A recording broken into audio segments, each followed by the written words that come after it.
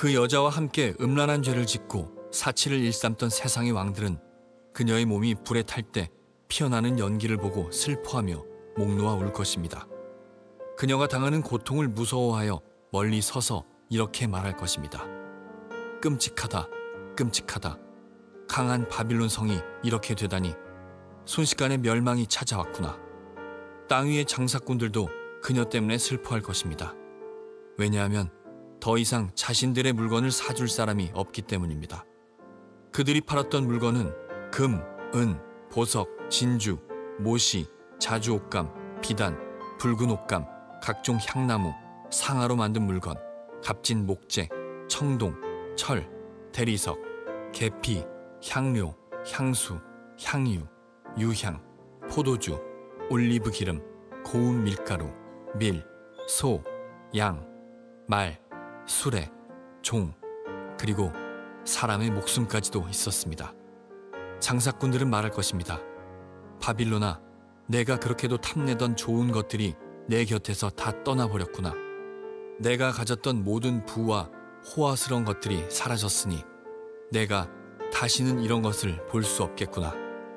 그녀 덕택에 부자가 된 장사꾼들은 자기들에게도 화가 미칠까 두려워 가까이 가지 못하고 멀리서 바라보며 슬프게 울 것입니다.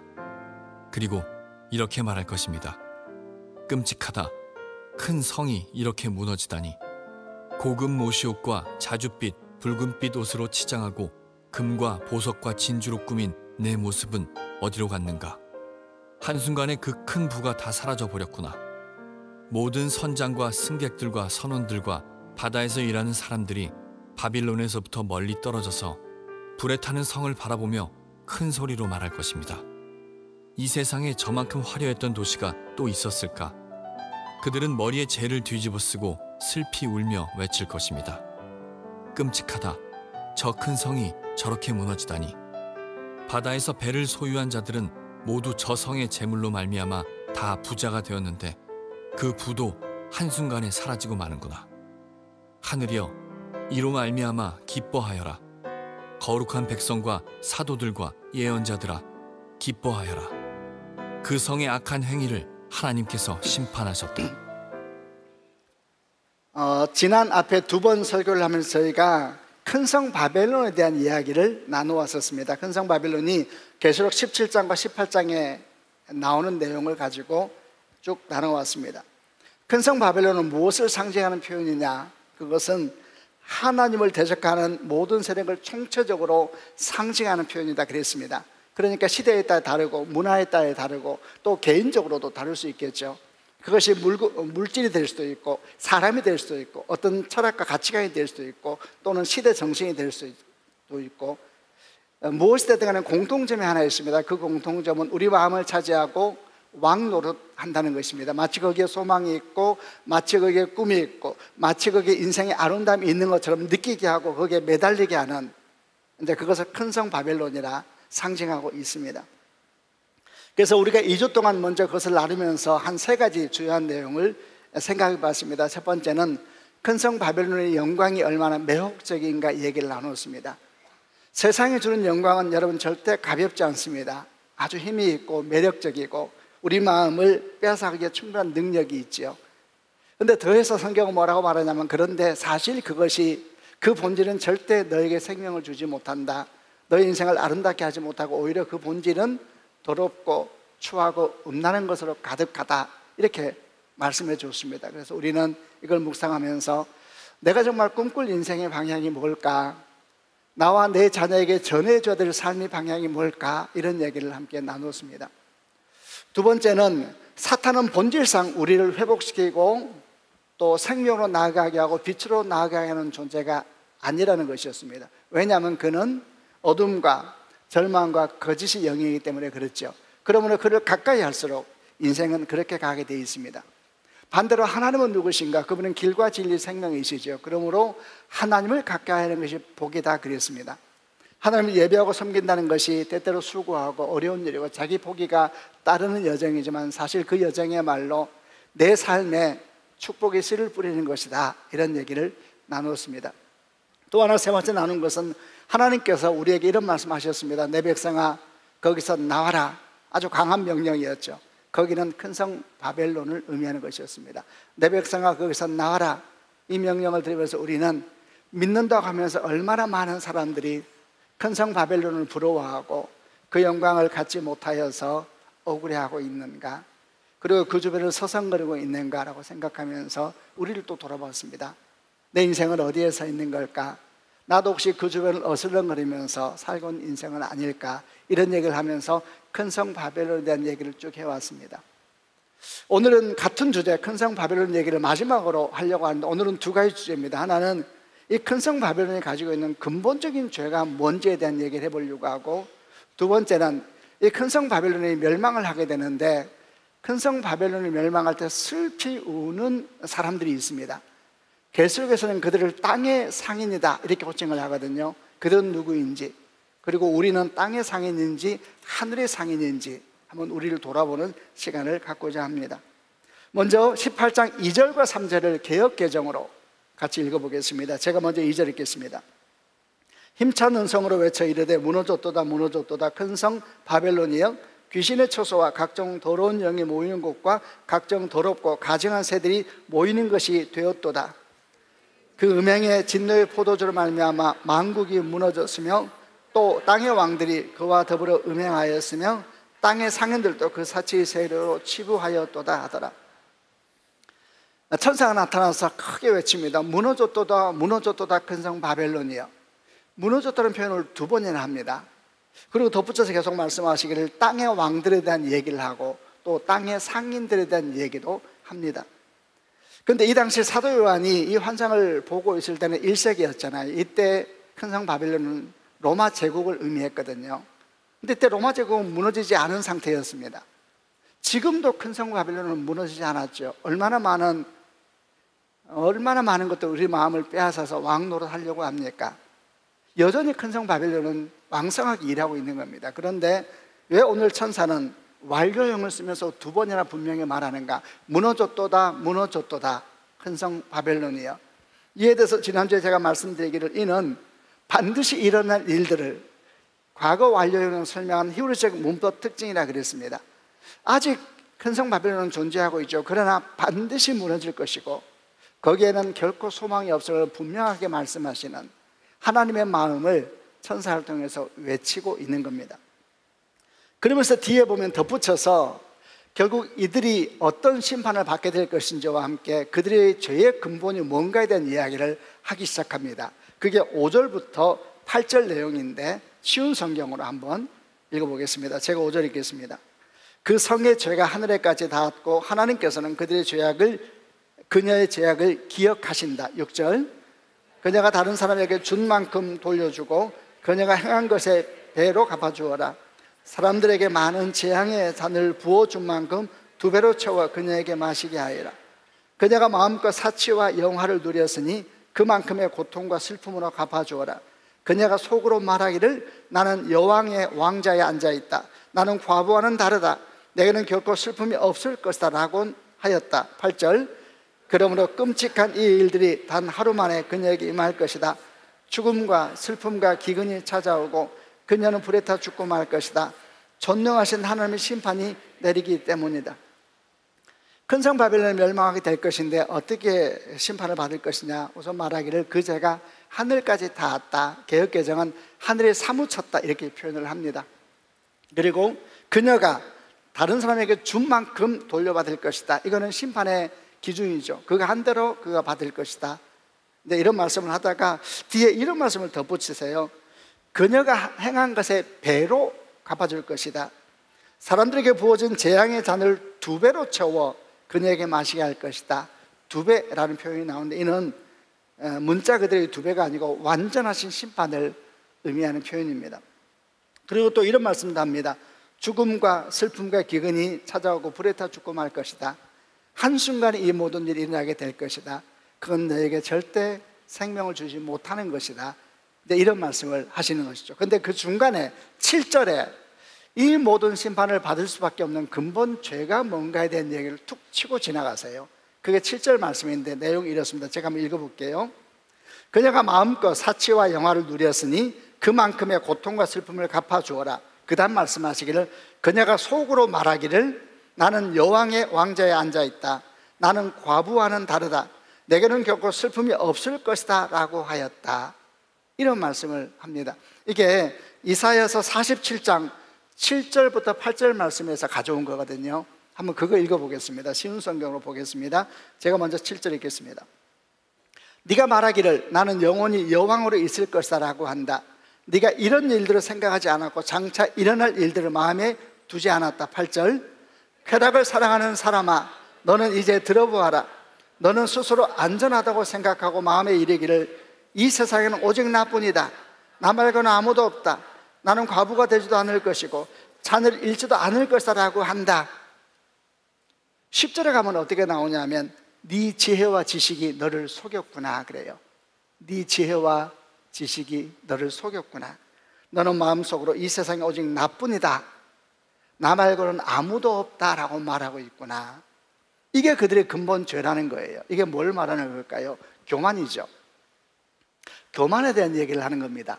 교회를 다니면 교만에 대한 얘기를 되게 많이 듣지요. 그 얘기를 조금만 오늘도 해보려고 합니다.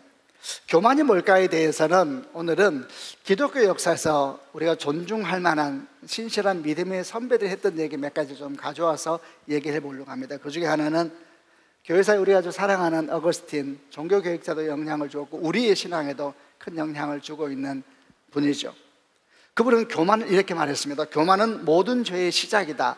그리고 덧붙이기를 교만은 자신을 하나님처럼 높이려고 하는 마음이다. 바로 거기서부터 아담과 하와의 타락도 시작되었다.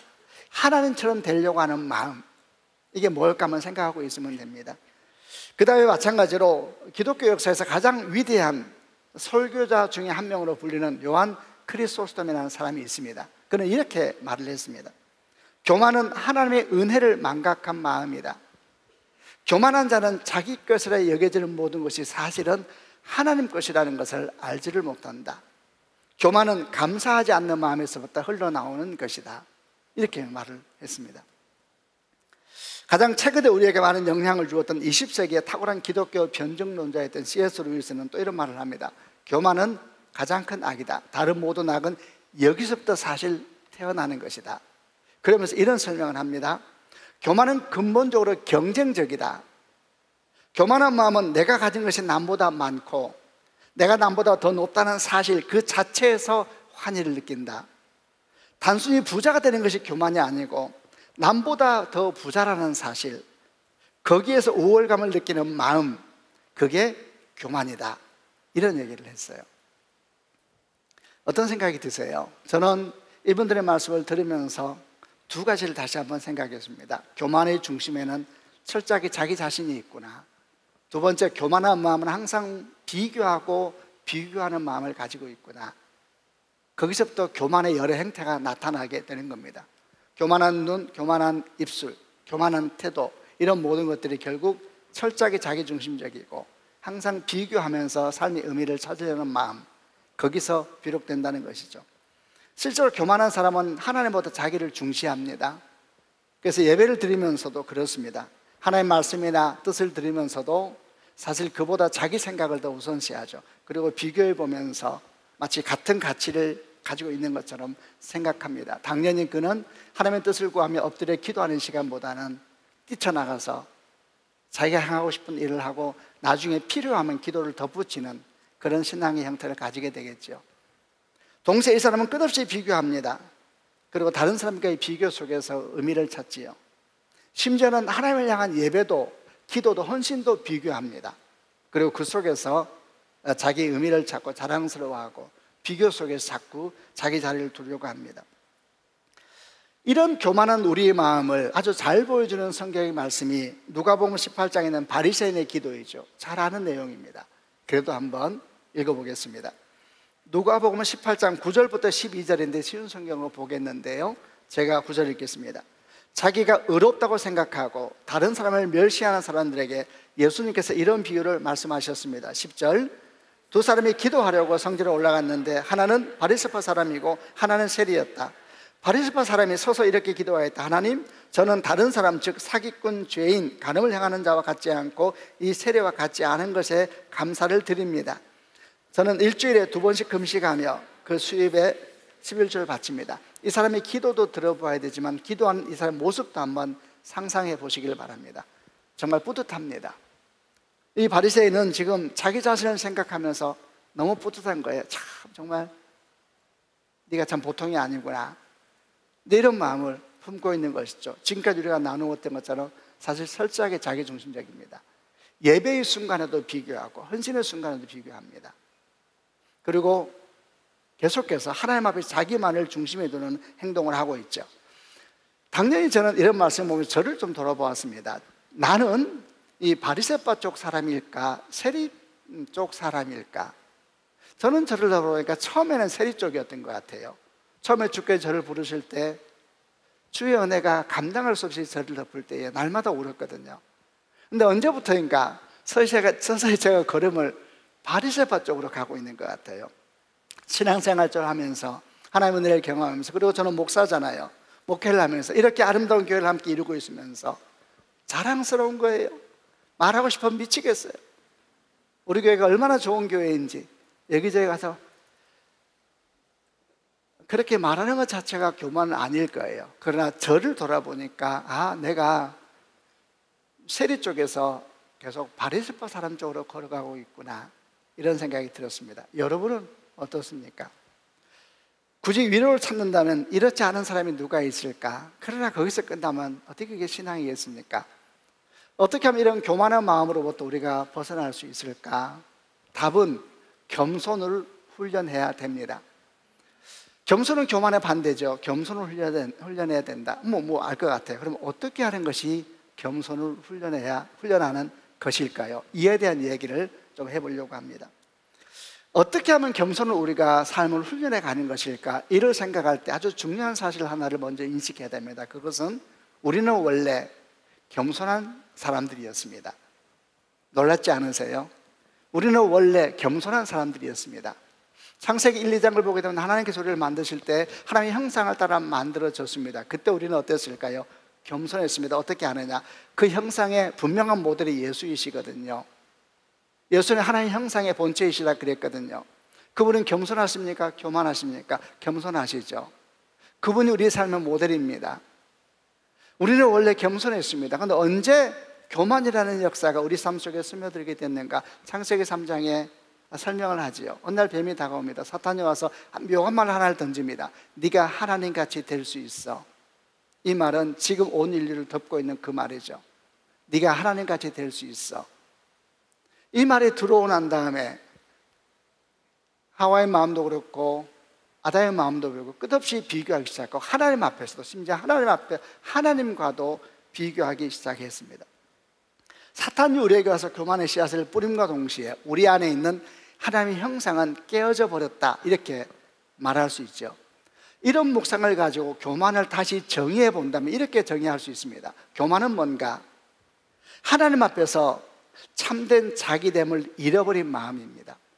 겸손은 뭔가? 하나님 앞에서 참된 자기됨을 기억하고 그것을 지키려고 하는 마음이죠.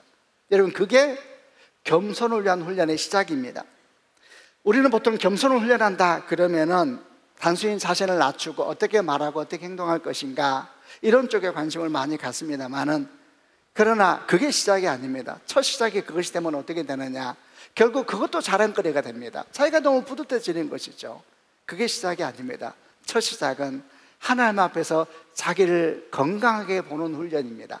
자기를 바르게 인식할 수 있어야 되고, 그 눈으로 다른 사람을 보고 세상을 바라볼 때에 그때 겸손의 훈련은 시작되는 것입니다. 그렇지 않다면 아까 말한 것처럼 우리는 그조차도 자랑스러운 우리 모습으로 삼으려고 하는 근본적인 교만의 영이 있기 때문에 그런 겁니다. 그래서 겸손의 훈련은 다른 것이 아니라 하나님 앞에서 자기를 바르게 바라보는 훈련에서 시작됩니다.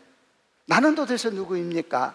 여러분은 도대체 누구이십니까? 이 질문이 진지해질 때, 그때 그는 겸손의 훈련에 발을 뗀 겁니다. 나는 도대체 누구인가? 여러분, 우리는 누구입니까? 우리는 하나님의 사람입니다. 우리는 누구입니까? 우리는 하나님의 형상으로 만드는 사람입니다. 우리는 누구입니까? 예수 십자가의 피로 말미암아 다시 산 사람들입니다. 우리는 누구입니까? 우리는 그리스도의 향기입니다. 우리는 누구입니까? 우리는 살리고 회복시키라고 보냄받은 사람들입니다. 우리는 누구입니까? 그들을 교회라고 하죠. 우리는 교회입니다. 이런 정체성을 가만히 생각하면서 그 마음으로 자신을 바라보고 그 마음으로 타인을 바라보는 것, 그게 겸손의 훈련이라는 것이죠.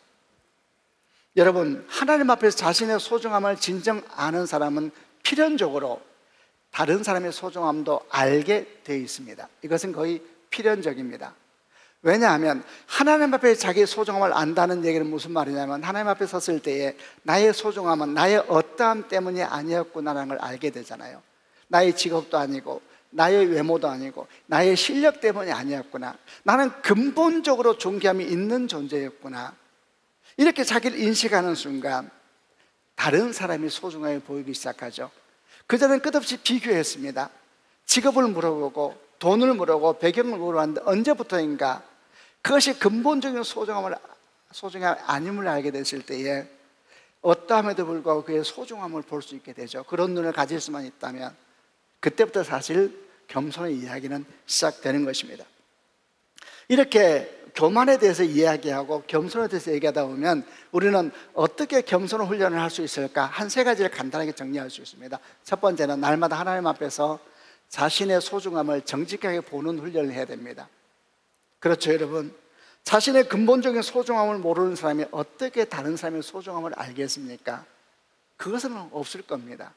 그 소중함을 안다면 끝없이 비교 속에서 나오는 소중함에 대한 판단이겠죠. 끝없이 하나님 앞에서 자기 인생의 소중함을 아는 사람들, 그 사람이 결국 다른 사람의 소중함을 알게 될 겁니다.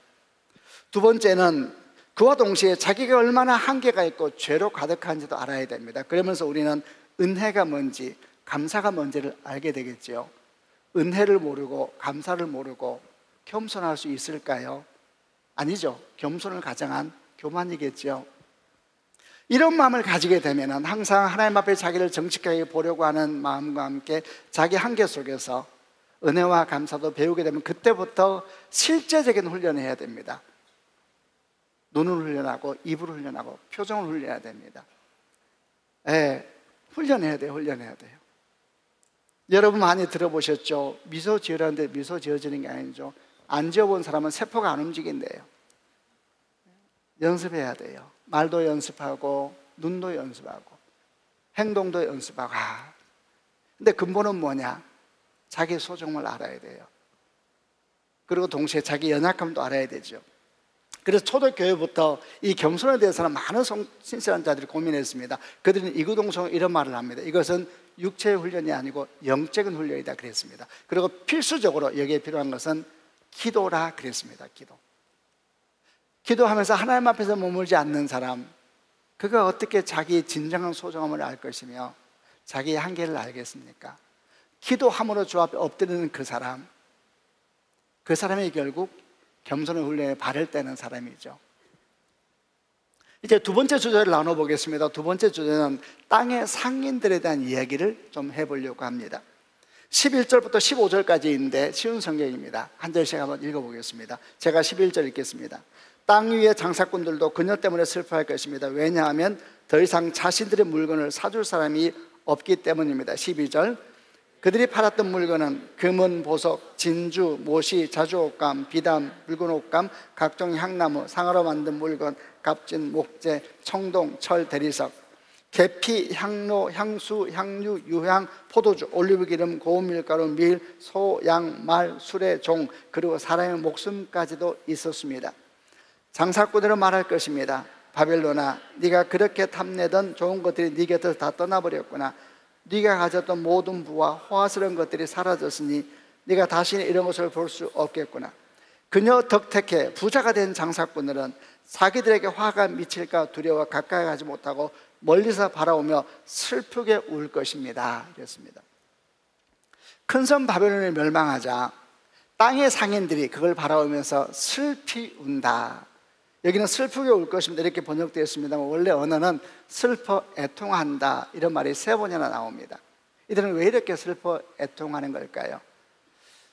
바벨론의 멸망은 실제적으로 얼마나 많은 사람이 고통을 당하고 죽임을 당하고 그리고 이 땅에 있는 모든 것이 무너지고 깨어지는 사건이잖아요.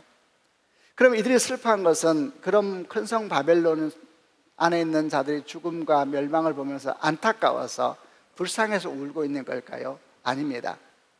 내게 손해될까 봐 울고 있고, 성경은 또 뭐라고 말하냐면은 내 이익이 날아갔다는 거예요. 그들을 통해서 내가 부자가 됐는데 저들이 무너지게 되면 내가 받았던 이익, 그게 사라지겠구나. 그래서 슬퍼하며 울고 있다라고 기록을 하고 있습니다. 사람이 죽어가고 세상이 무너지는데 어떻게 그런 순간에 돈 계산을 할 수 있을까? 이게 정말 사실일까? 사실이죠. 우리가 살고 있는 세상이 큰 성 바빌론이잖아요. 지금도 이미 우리는 그런 세상을 살고 있습니다. 아주 실제적인 모습을 보고 있죠. 어린아이들이 하루에도 수많이 죽어나가고, 여인들과 청년들이 전장에서 이유도 모르게 죽어나가는데, 그 수많은 죽음의 소식을 들으면서 모든 나라는 돈 계산하고 있거든요. 나라만이 그렇습니까? 우리는 어떨까요? 어떻게 이럴 수가 있을까? 사람들이 절망하고 눈물 흘리고 아파하는데 그 한가운데서 어떻게 돈 계산을 할 수 있을까? 맞습니다. 그 얘기를 성경에서 하고 있습니다. 이 땅이 큰 성 바빌론이죠. 근데 성경은 더 나아가서 이런 얘기를 합니다. 이 큰 성 바빌론과 그 안에서 부유함을 누리고 있는 땅의 상인들의 모습을 지적하면서 그들이 뭘 팔아서 그렇게 부자로 살고 있는지, 그들이 뭘 그렇게 팔고 있는지, 또 이 땅의 상인들이 파는 것을 무엇을 그렇게 사람들이 좋아하는지 그 목록을 하나하나 적기 시작해요. 아까 저희가 읽었죠. 내용은 이렇습니다. 우선 하나같이 귀한 것이고 하나같이 대단한 것이고, 그것은 로마의 영광과 부유함을 설명하기도 하고 그의 탐욕을 설명하기도 하겠지요. 금과 은과 보석과 진주, 귀금속들, 못이 자주옷감, 붉은 옷감, 비단, 사치스러운 옷들, 각종 향나무, 상아, 값진 목재, 구리철 들여서 값비싼 나무와 건축 재료들, 계피, 향료, 향수, 향유, 유황, 고급 향료와 향수, 포도주, 올리브, 고운 밀가루, 귀한 식품들, 소, 양, 말, 수레, 가축들, 종, 그리고 사람의 목숨, 원래 영혼입니다. 사람의 영혼까지 노예 사고 파는 걸 얘기하는 것이죠. 이런 물품들이 큰 성 바빌론에서 팔리고 있었고, 이런 물품으로 땅의 상인들이 배불리고 있었는데 그걸 못해서 슬피 울고 있다는 이야기죠. 저는 이렇게 땅의 상인들의 목록을 가만히 보면은 필연적으로 떠오르는 한 책이 있습니다. 그것은 존 버년의 철로역정이라고 하는 책입니다. 존 버년 철로역정에서 어떤 얘기를 기록하고 있냐면, 크리스찬이 멸망의 도성을 떠나서 하나님께로 나아가는, 천국을 향해서 걸어가는 신앙의 여정을 쭉 여행처럼 기록을 해놨는데, 이 크리스찬이 이제 가다가 중간 너머를 가다가 동력자를 만나게 됩니다. 그 동력자 이름은 믿음이었습니다. 그래서 크리스찬과 믿음이 같이 천국을 향해서 걸어가고 있는데 어느 순간 어디를 들어가게 됐냐면 허영의 도시라는 곳을 들어가게 됐습니다. 들어갔더니 그 한가운데 허영의 시장이 펼쳐져 있었습니다. 이 시장은 존 버년은 말하기를 아주 오래된 시장이다 이렇게 말합니다. 아주 오래된 시장이다. 그리고 이 시장은 천국을 향해서 가는 사람은 반드시 지나야만 되는 곳에 위치해 있다 이렇게 설명하면서, 우리의 아름다운 주님도 당신의 나라로 가시기 위해서 이 허영의 시장을 지나가셔야만 됐었다. 그때 바알세볼 마귀는 예수님을 유혹하여서 시장에 널려있는 허영의 상품을 흥정하고 살 수 있게 만들기 위해서 온 힘을 다했지만은 존귀하신 주님은 그런 상품들에 전혀 마음을 두지 않으셨고 한 푼의 돈도 허비하지 않으시고 그 도시를 떠나셨다. 이렇게 존 버년이 기록을 하고 있습니다. 이 이야기는 예수께서 받으셨던 세 가지 시험 중에 두 번째, 사탄이 예수님을 높은 산에 데려올라와서 온 땅의 영광을 보여주면서 말하거든요. 내게 절하라. 이 모든 것이 네 것이 될 것이다. 내가 그것을 이렇게 비유하는 것 같아요. 그러면서 그 다음에 존 버년이 이 허영의 시장에서 팔리는 물품의 목록들을 적기 시작합니다. 그것은 분명히 계시록 18장에 이 목록을 가져와서 묵상하면서 적었을 겁니다. 한번 들어보실래요? 뭐라고 존 버년이 적었는지. 집, 토지, 명당 자리, 무역 물자들, 직위, 명예, 승급, 귀족 칭호. 존 버년은 16, 17세기 영국 사람입니다. 귀족 칭호, 국가들, 왕국, 욕정, 향락 등등, 또한 모든 종류의 쾌락을 위한 매춘부들, 포주들, 아내, 남편, 아이들, 주인, 하인, 생명, 피, 육체, 영혼, 은금, 진주를 비롯한 각종 보석 등 온갖 것들이 다 있었다. 이렇게 쭉 기록을 해요. 저는 책을 읽다가 깜짝 좀 놀랐어요. 왜냐하면 목록에 왜 이런 게 들어있지? 라고 생각되는 목록이 있었습니다. 그 목록은 아내와 남편, 아이들, 생명과 피, 영혼 이런 것도 그 시장에서는 다 팔고 있대요. 저는 뭐 당연히 질문하게 됐죠. 이게 매매 목록이 될 수가 있는가 생각하다가 그렇구나. 될 수 있죠. 아내와 남편이 거래의 품목이 될 수 있는가? 될 수 있죠. 요즘에 결혼정보회사에서는 사람을 등급을 나눈다고 합니다. 그 등급에 맞춰서 소개해 주는 것이죠. 등급을 어떻게 전해주는가? 이력서를 내겠죠. 학력을 적고 직업을 적고 소득을 적고 외모, 집안 배경 다 적으면 그걸 확인하고 난 다음에 그 이력서에 도장이 찍히죠. 등급이 찍히는 겁니다. 참 여러 생각이 들게 하죠. 그렇죠. 그 등급을 잘 받기 위해서 우리가 열심히 살잖아요. 가정도 거래가 될 수 있는 거구나. 아이들도 거래 품목이 될 수 있는 거 있지요. 아이들도 요즘에 저는 여전히 정말 그럴까 생각이 드는데 학교에서 성적에 따라서 만나는 그룹이 정해지고 그리고 집안 배경에 따라서 친구가 정해지고 그 일을 이끄는 분들이 이제 부모님이라는 얘기를 들었습니다. 아이들도 등급이 매겨지는 것이죠. 그리고 아이들이 학교 다니는 동안 더 높은 등급을 받아서 더 높은 등급이 그에게 찍혀져서 세상에 나가서 더 높은 등급과 함께 살기 위해서 인생을 달려가게 만드는 이런 이야기들을 많이 듣습니다. 아이들도 팔고 있구나. 영혼도 마찬가지죠. 신앙이라는 것도 마찬가지입니다. 어디가 나를 편안하게 해줄까, 더 행복하게 해줄까, 그런 기준에 따라서 신앙을 택하는 것이니까 신앙도 거래 품목이 될 수 있구나. 큰 성 바벨론의 모습이고 그리고 그 한가운데 있는 땅의 상인들의 모습인데 우리 모습이잖아요. 저는 이 땅의 상인들의 품목과 또 철로역정에 나오는 품목을 보면서 여러 생각이 참 많이 들었습니다. 그리고 가만히 지켜보면서 결국 우리는 팔든지 살죠. 우리도 뭔가를 팔고 뭔가를 사잖아요. 저는 생각했습니다. 나는 땅의 상인일까 하늘의 상인일까? 나는 무엇을 팔고 있는 인생일까? 나를 통해서 무엇이 전해지고 있을까? 또 나는 무엇을 사고 싶어서 그렇게 인생을 열심히 달려가고 있는가? 내 인생은 무엇으로 장식되고 있을까? 나는 무엇에 웃고 무엇에 울고 있을까? 이런저런 생각이 많이 들지요. 여러분은 어떠세요? 여러분부터 자유한 사람은 아무도 없잖아요. 존 모리는 철령청에서 이런 얘기를 합니다. 이제 크리스찬과 믿음이 그 허영의 시장을 들어갔잖아요. 근데 시장이 쫙 펼쳐 있는데 이 크리스찬과 믿음이 그 주님과 똑같이 그 허영의 상품을 눈도 주지 않는 거예요. 하나도 안 사는 거예요. 그래서 야단이 났습니다. 그래서 결국 붙잡히고 고발을 당해서 결국 믿음이 화형을 당해서 죽게 됩니다. 그리고 크리스찬은 간신히 그것을 지나나오죠. 저는 철학책 읽으면서 존 보녀는 왜 믿음을 죽였을까? 믿음이 왜 순교당한다 그랬을까?